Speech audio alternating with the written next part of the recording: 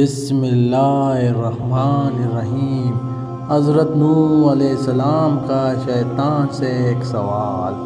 حضرت سیدنا نوح علیہ السلام طوفان کے موقع پر جب سفینہ میں سوار تھے تو وہاں اچانک ان کو شیطان نظر آیا۔ انہوں نے کہا کہ تو یہاں بھی پہنچ گیا، اب میں تجھے نہیں چھوڑوں گا جب تک کہ تیرا راز نہ معلوم کر لوں۔ اس کو حضرت نوح علیہ السلام نے پکڑ لیا اور فرمایا کہ تیرا راز مجھ کو بتا، تو گمراہ جو کرتا ہے وہ کس راستے سے کرتا ہے؟ تو اس نے کہا کہ 5 باتیں ہیں، لیکن 5 میں سے میں آپ کو 3 بتاتا ہوں، 2 نہیں بتاتا۔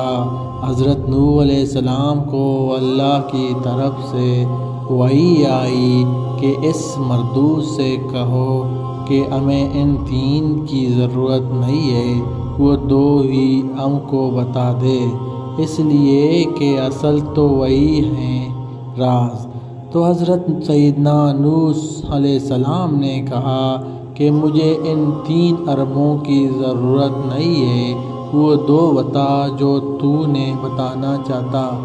تو اب مجبور ہو گیا اور کہنے لگا کہ وہ 2 باتیں جس سے میں لوگوں کو گمراہ کرتا ہوں اور وہ آپ کو بتانا نہیں چاہتا تھا، وہ آپ سن لیجیے، ایک اسد اور ایک عرش۔ پھر شیطان کہنے لگا کہ اسد سے میں گرا اور عرش سے حضرت آدم گر گئے، اس لیے کہ جب اللہ تعالیٰ حضرت آدم علیہ السلام کو بنایا اور ان کو علم عطا فرمایا اور ان کی شان و شوکت کو فرشتوں کی طرح سامنے ظاہر فرمایا، تو اللہ تعالیٰ نے فرمایا کہ آدم علیہ السلام کو سجدہ کرو، تو فرشتے تو سجدے میں گر گئے۔ ابلیس کو تکبر نے روکا۔ تکبر کے بعد اسد پیدا ہوا۔ اسد اس لیے پیدا ہوا کہ ان کی وجہ سے میں اللہ کی نگاہ میں گر گیا ہوں، اب کسی نہ کسی طرح ان کو بھی گرانا ہے۔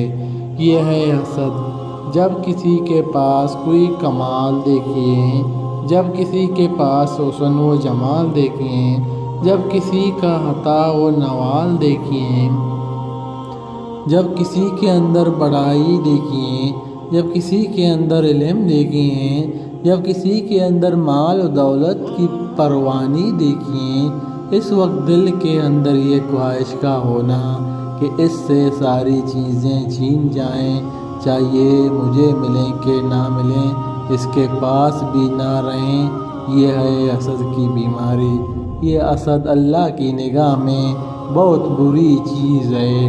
شیطان نے سوچا کہ اللہ نے ان کو اتنا اونچا بنایا ہے، ان کو بھی گراؤں گا، میں جیسے گر گیا ان کو بھی گراؤں گا۔